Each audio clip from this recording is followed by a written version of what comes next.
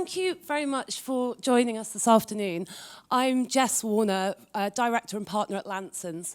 Lansons, as Jane said, is the official PR partner of London Fintech Week, and we're a leading reputation management consultancy. So for the last 30 years, we've worked with financial services and fintech companies managing their reputations, and a big part of what we do, and a very important part, is engaging with the media. And this panel is an opportunity for you to hear from the media, so to hear from the agenda-setting journalists and get an insight into what makes a good fintech story and how to stand out above the crowd. So I'm delighted to introduce you to Emily from City AM, Ed from Bloomberg, Jenny from BlockGlobe, Ali from Fintech Finance, and Sharon from Fintech Futures.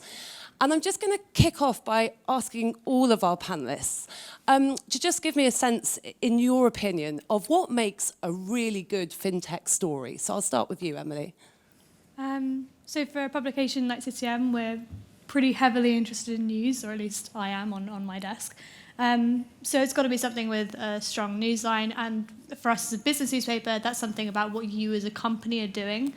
We're not really interested in your opinion on certain trends or sectors, unless you're talking to the comment desk, of course. But for me, it's something that you are doing to propel growth, whether that's funding or revenue diversification, new products, all that kind of stuff. So, brilliant, thank you. And Ed, same question to you. Is it similar news-driven?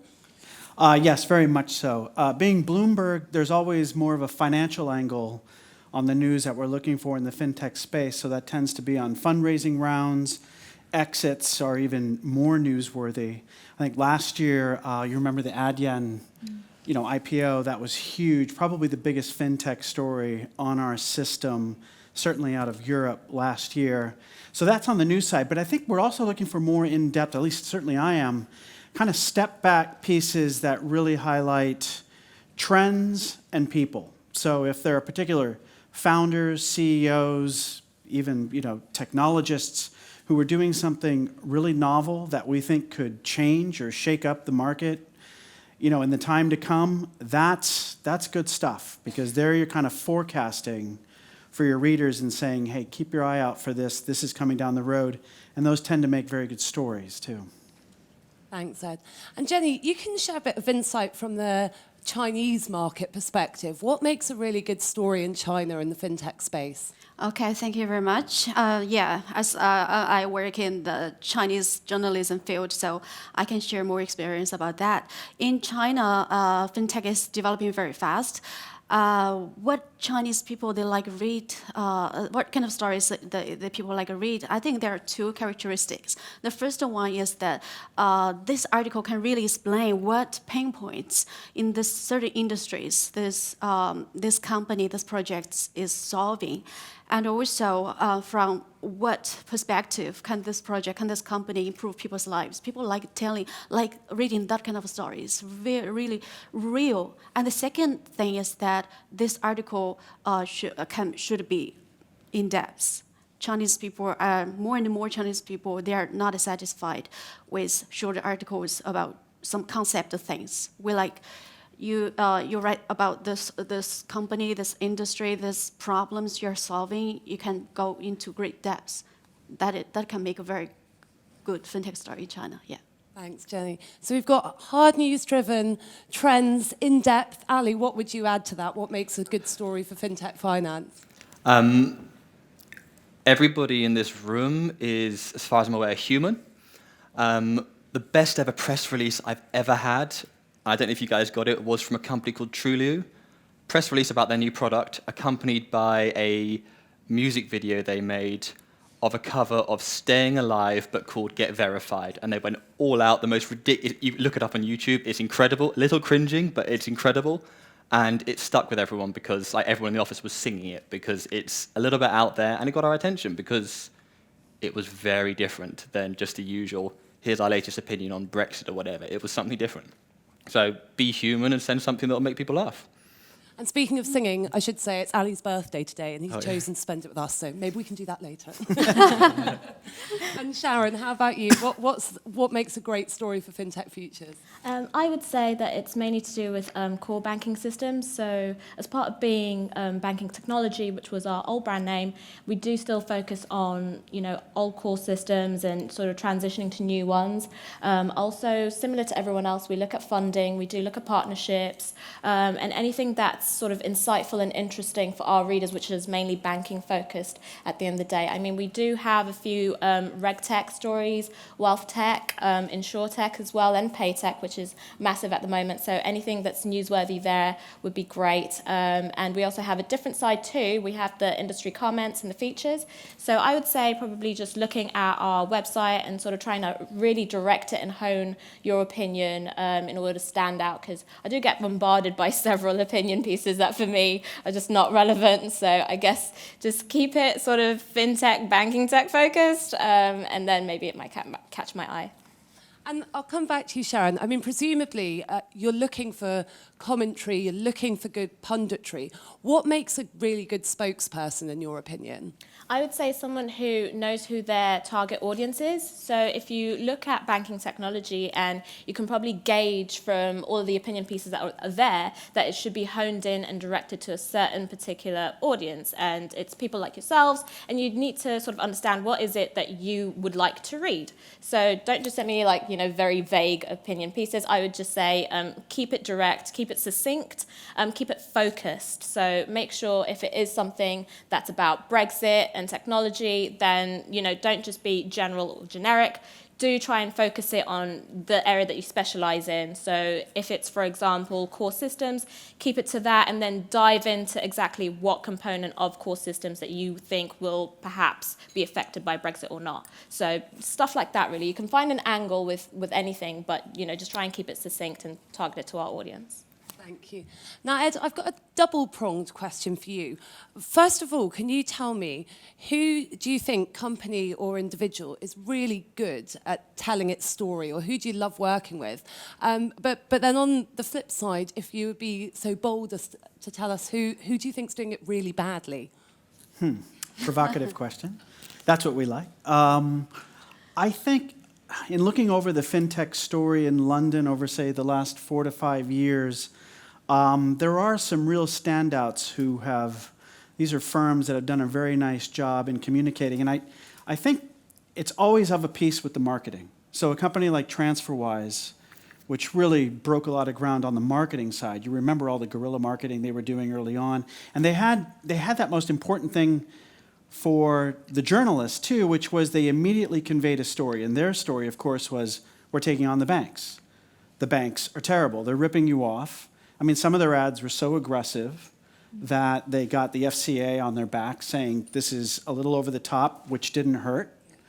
And so they had an immediate story right out of the gate, but they kind of paired that with a lot of accessibility. So the co-founders, CEOs were always accessible. They weren't afraid to sit down with the press and talk off the cuff.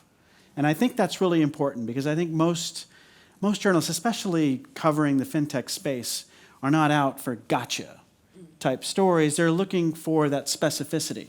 They're looking for those hooks. They're looking for something novel. They're looking for something to put in a headline that's going to grab the reader. And I thought TransferWise was pretty good on that score.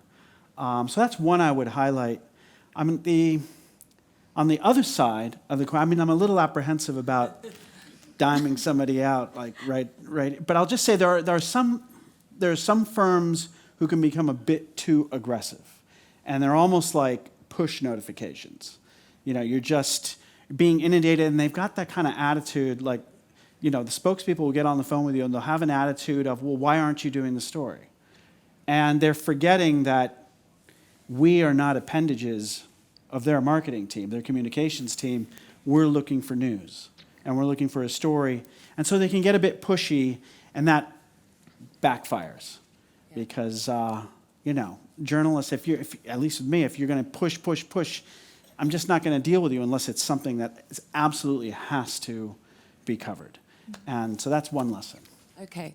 So Emily, someone's got some news. They've had a big fundraise, made a significant new hire, got a new product to launch. How do they get in front of you, in front of City AM? Is the press release still a useful tool, or is it dead? How should people in this room work with you? I mean, I think annoyingly for you guys, it differs on every reporter and every publication. So I'll just give you what works for me, but it may not be the same for everybody else. I tend to not pick up my phone. That's the main thing. Every PR person, comms team, I know you probably do, still operates under this idea that you ring a journalist first, then you send a press release, and you don't send a press release until you spoke to them on the phone.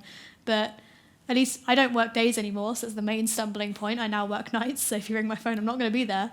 But even when I did work daytimes, my phone would ring so often, and even when you pick up the phone, and even if it's a story you like, you still have to say the words, send me the press release, I need more information, I need to see it on paper. So I don't think the press release is dead, for one.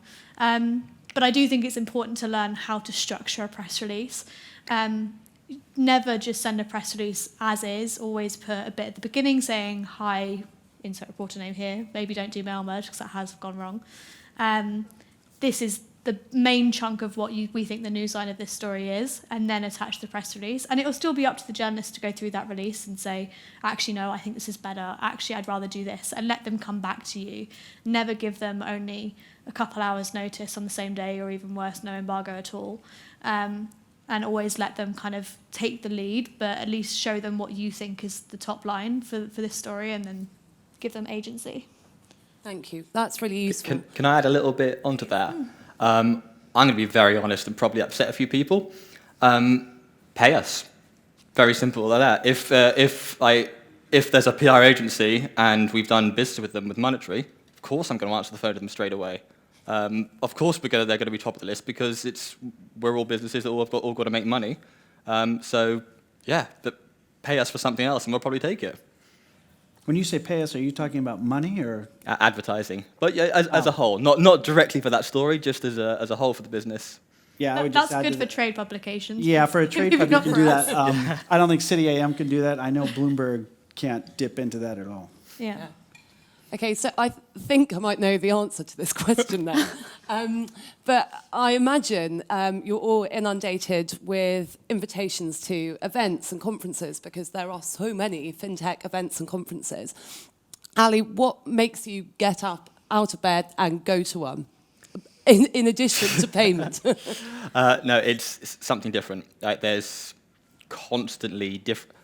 I don't know, did any of you guys get a Nationwide, like a year ago, did a Crystal Maze press evening thing? It was bizarre. It was completely different, so everyone on our team went along to that, and it was very good fun. So I think do something a little bit different. There's so many events on at the moment. You've got the big, huge trade ones. I know you've got a lot of big vendor ones now, which are getting increasingly better. But it's as simple as, if it's different, if there's a reason to go, whether it be a keynote speaker that doesn't often speak, or whether it's a panel. Paris Fintech Forum earlier this year had the CEO of Swift and the CEO of Ripple together on the main stage. I don't know how they did that, but I was like, I'm going to sit in the audience for that, because that should be fireworks going there. That's a good point. I'm surprised that more conferences don't do debates, because that's an inherent story. You have a clash, you have a fight, you have competition. That is an inherent story. Yeah. So I'd love to see a conference where there were like 2 or 3, there's an undercard and then there's like a heavyweight bout. I think that's an important point about... That's a lot of coverage. We'd write a lot of copy on that. With conferences especially, they used to be extremely news-driven. Companies would reserve news announcements for conferences to make them on stage, and that just doesn't happen anymore. So for journalists like myself, and probably Bloomberg at least, there's little impetus to go to a conference because you're not going to hear a newsline, so you don't really have anything to write about it at the end. But debates are a great way to get a newsline where you didn't think you had one. You got to trust your CEOs to go out and make their case for the company, for the product, or whatever it is. But yeah, I'd love to see more of that. Great. Yeah. And so, Jenny, I'm going to turn to you, because I imagine it's slightly different in the Chinese market. I mean, how does the events and conferences... Right. I'm sorry, yeah. I imagine the events and conferences world is a bit different? Is there a lot of debate? And then I'm also particularly interested as well in the blockchain space in China, because I know that that's what you're particularly focused on. So just some insights would be great from you. Yeah, in China, I went to many conferences in the blockchain space, in the fintech space. There are many conferences. I think just now we mentioned at one point that we all expect debates to happen in this conference. Unfortunately, currently in China, in many Chinese conferences, we just have this routine process where the governmental official, the investors, they make a keynote speech one by one, and after that is maybe three or four panel discussions. Nothing surprised, nothing stand out. But I want to mention one very good conference recently in Taiwan, that is Asia Blockchain Summit. Why this conference is attracting a lot of investment organizations, projects, companies, startups to go to Taiwan. One important reason is that they have invited Dr. Doom Rubini, who has been criticizing cryptocurrency along the way. And also this conference has invited the CEO of BitMEX. These people, they are fighting on Twitter, actually. So this conference, the hosts, so they are moving their online debate to the stage.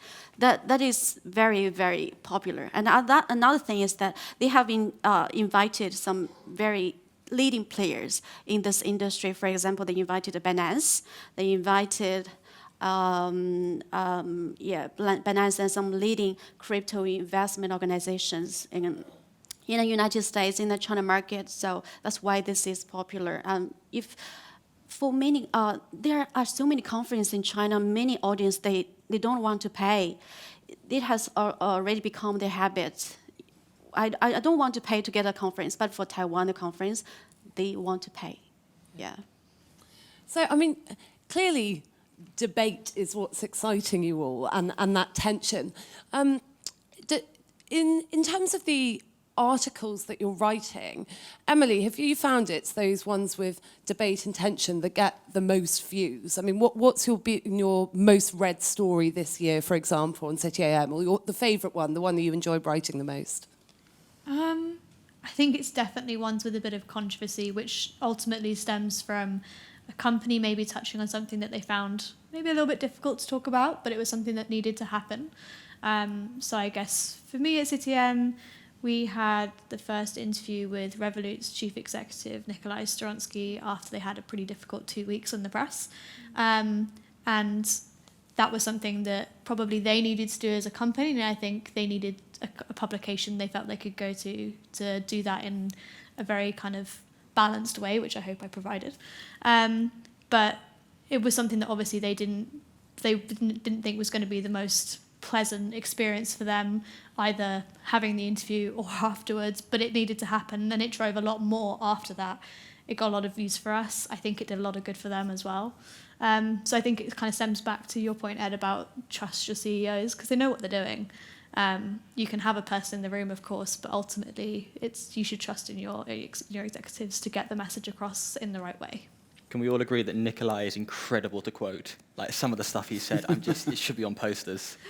Yeah, no, he was. Can you give us one? I don't want to be libelous, but it's incredible that you can Google them. Ed, same question to you. I mean, what have you really enjoyed writing this year, or what do you think's got the biggest hits on the Bloomberg website? Actually, the Paris Fintech Forum, that writing about that got a lot of hits. The Revolut story has been pretty big. I think on the in the payment space, there's been so much attention paid to that. But I think right now it's Libra's taking everything. I think the Libra week, 2 weeks ago, it just kind of reactivated all of the whole crypto story, which had gone dormant.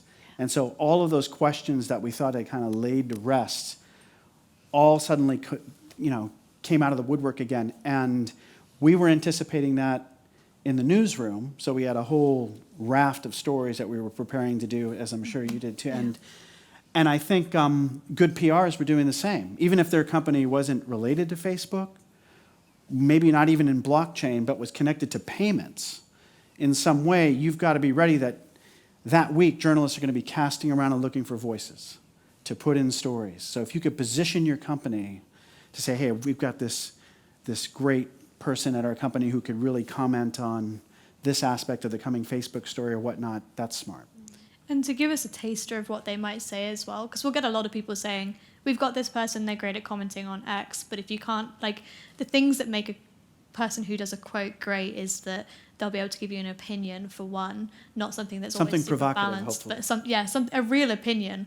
And if we know what that is off the bat, then we'll remember that and think, right, I've got this person in the bank. Right. Whereas if we've just got a ton of emails that say, oh, I had this person, they can comment on X, X, X, you're less likely to stand out. I think it's also like honing in on a niche. So with all this Facebook Libra talk, there was one that actually stood out for a very random reason, and that was because they had an opinion about it from a tax perspective. And I was like, oh my God, yeah, and that is something that I ended up using as well when I had a TV appearance about it, is because I literally saw it there, and because it just stood out. So if you have a niche, go for it, you know. If you have an opinion that's, you know, even slightly remotely linked to a wider, interesting, broad story, then do give it a go, see what happens, yeah.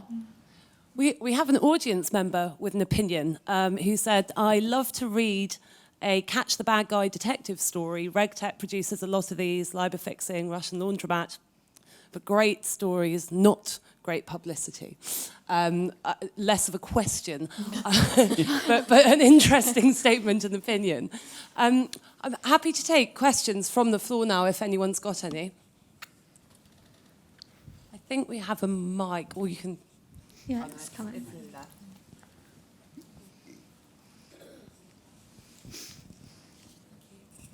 Hi, great discussion.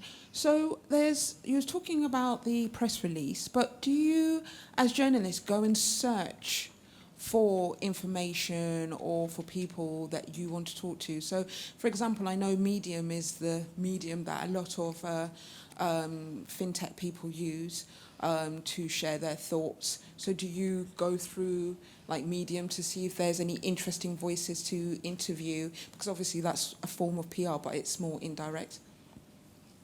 I mean, I definitely did when I was in trade publications. Less so now, I just don't have the time. But I think, especially for probably the second half of this panel, I remember a few people that did really great Medium articles on, for example, the power of marketing in terms of not paying for it. It was a big theme between the likes of Revolut and Monzo a couple of years ago, not paying for marketing and still doing well. And that person is now a CMO of a fintech startup, so they're doing pretty well. But yeah, as a more of a regional, national journalist, you may not have the time to do that. Yeah, I'd say I use it, that and other tools like Tab Group as well, because you have loads of sort of industry professionals who are just honing in on a really technical element or something. So it would come up as perhaps like regulatory wise and fintechs, you know, like them trying to get into the sandbox. So really like specific, you know, super niche areas is what I would say I actually take a lot of focus in when it comes to things like Tab Group and Medium. So yeah, I do use things like that. That and Reuters as well, they're quite good. I think we've probably got time for one more. Yep. Hi, I wanted to ask what's your take on the embargo on stories that you get sent to? I know there's been an article in TechCrunch quite a couple of years ago about the debt to embargo. So what's your take on that? Do you respect the embargo when you get to send a story? Big red font. Big red font, so it's really clear it's embargoed. That's Okay. I can't stand the little one at the bottom. Yeah. Okay, did you have a case when you ignored the embargo? Not deliberately. Okay. No, we take embargoes very, very seriously, but have found a lot of violations. A lot of startups will cut a deal with other media organizations who don't respect embargoes, and the embargo becomes meaningless. Mm-hmm. And then so our reaction to that is, well, we're never going to report anything if you're going to embargo it because we can't trust it anymore. So the embargoes have to be ironclad. But I don't know if there's a better system for controlling. You want to get a message out, a story out, and you want it to be thorough, so you want to give the journalist time. But at the same time, as soon as it's kind of out there, you got to trust that circle. I think Libra was a really great example of that as well. Essentially, I don't think this is now breaking embargo to say, so journalists were briefed about 2 weeks in advance of Libra coming out to give us all enough time to really go to town on it, and a lot of us did. But I didn't then stop leaks coming out, and I think this didn't happen to us, but I think for other publications, it was a decision of, I know this one thing that I've not been briefed on. So how do I then approach to getting that out in the sphere without breaking embargo, what I do know? Yeah, it was a good test. Yeah, it was a big test, actually. Yeah. But otherwise, in terms of embargoes, I think Ed is definitely right. Essentially, at CityM anyway, we will always respect an embargo until the point at which the embargo is effectively broken because somebody else has published it. And once it's out there, it's out there. You don't have control anymore. A lot of times it's the company. There was a case where at a conference, a company that we knew, their own guy on a panel actually just blurted it out. So everybody who was in that room in the conference was like, you know, and everybody who else had prepared the story and were kind of like waiting for this thing to happen just saw it, and then we didn't do anything. So that happens too. It can be a little messy. But they're definitely important, especially in print. We're running early, so we could probably do one more if anyone's got further question. I've got one for everyone then. Just to round off, it's been a really useful conversation, I think and hope, for everyone in the room. So if you could just each finish with one key piece of advice for how to tell a great fintech story and how to get noticed in what is a very noisy space. We'll kick off with you, Emily. So I guess for me, it's a meeting. I take a lot of them because they're not all journalists operate this way, but I think it's quite important to meet with a person and get to know their story face to face. So I do try and organise a lot of them. It does mean that I'm booked up probably like a month and a half in advance at any one time, but if you can wait, I'll be there. And in terms of if you just have a story that you're putting out, within a couple days, the best way to get noticed, I'd say, is to make sure that your story has legs. We don't do anything that is self-promotional, really, at all. That is often the problem with press releases, is that it'll come across extremely like, oh, our company's so great, we're doing this, these are all the great things we're doing. And that's not news. No, it's not, I'm afraid. So try and make sure that, is this something that you would click on if you were scrolling through Twitter? Because that's what we would write about, so make sure it's that, essentially.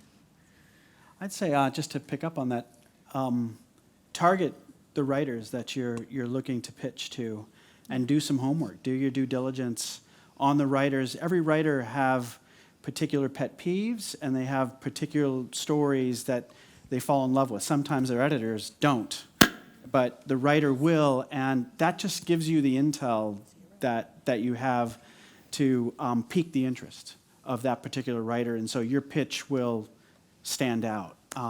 So yeah, do your homework. Okay. My suggestion is that you should tell the media more about your use cases, and also the problems you're addressing, and also you should that if there is some points that are very attractive in your project, like you have got investment from one very renowned investor, so please point that out, because the market is watching. Maybe some new startup has got big support, and that is doomed to change the landscape of the market. So there's two suggestions. Yeah. I think your predecessor had a phenomenal LinkedIn post of what not to do in a press release, which I highly recommend looking up. But for me, just on the formatting, I don't know about you guys, I don't like a PDF because it's very hard to copy. But I personally prefer it simple text like that, so it makes it very, very easy with a bunch of images, just on the formatting. I'd say pick a niche and just go for it. If it's a comment piece, have a look at our site. If you know that it's something that's already been written, please don't bore me with it unless it's like a new, interesting angle. And if it's news, then again, make it direct and targeted to what our website is about, which is banking technology. Honestly, I can't reiterate that enough. Just have a look at our site. That's what it's about. Okay, that's me. Brilliant. Well, I think in summary then, it sounds like you need to be bold, to be clear, be news-driven, don't be self-promotional, and be interesting and unique. So it's that easy. Thank you very much, everyone, for joining today, and very happy birthday, Ali. Happy birthday.